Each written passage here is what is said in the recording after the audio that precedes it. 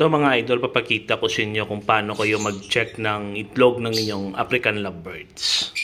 Example ito mga idol, dapat meron kayong pen lights gaya nito. Yan ha. Para itong flashlight na maliit. Pero yung gamitin nyo yung huwag masyadong malakas yung ilaw mga idol. Ito tignan nyo. Ito umpisa natin dito. Ayan. Kapag nakita nyo na plain at walang mga ugat sa loob, ibig sabihin ay infertile yan mga idol. Or minsan bago pa lang na laid ng hen.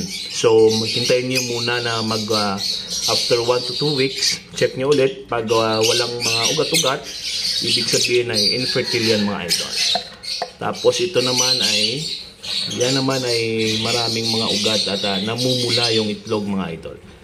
Namumula yung mga ugat sa itlog mga idol. Hindi lang masyadong kita sa camera natin. Yan ay fertile na itlog.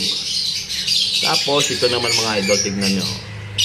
Meron kayong makikita na medyo nangitim sa loob ng itlog. Ang ibig sabihin yan mga idol ay dead in shell. Ibig sabihin yan ay ito yung mga tinatawag na baog na itlog mga idol.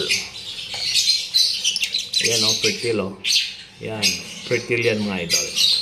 Ito, tandaan nyo ha, fertile. Ito yung dead in shell. Tapos ito naman ang infertile mga idol. Ayos. Alright.